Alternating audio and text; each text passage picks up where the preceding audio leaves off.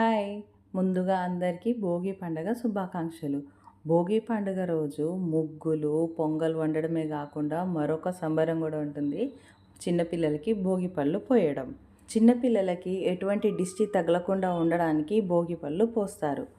ఈ భోగి పళ్ళలో ముఖ్యంగా కావాల్సినవి రేగిపళ్ళు, జీడిపళ్ళు, చెరుకు ముక్కలు, అలాగే రూపాయి కాయిన్స్, పూల రెక్కలు, ఇంకా మీరు అడిషనల్‌గా ఇట్లా చాక్లెట్లు, బిస్కెట్లు, అక్షింతలు ఇట్లాంటియన్నీ గూడా మీరు కలుపుకోవచ్చు. ఇలా కుడి చేయి నుంచి 3 సార్లు, ఎడమ చేయి నుంచి 3 సార్లు తింపేసి తలపై నుంచి కిందికి పడేలాగా పోయాలి. అప్పుడే దిష్టి పోతుందంటారు. అట్లా 5 సార్లు పోయాలి. మా చిన్నారి చిట్టి దివిషకు గూడా మేము భోగిపళ్ళు పోసాము. మంగళహారతి ఇస్తుంటే చూడండి ఎలా చూస్తుందో. మా చిట్టి తల్లి ఈ భోగిపళ్ళ సంబరం మీకెలా అనిపించిందో కామెంట్ చేయండి. వీడియో నచ్చితే లైక్ అండ్ షేర్ చేయండి.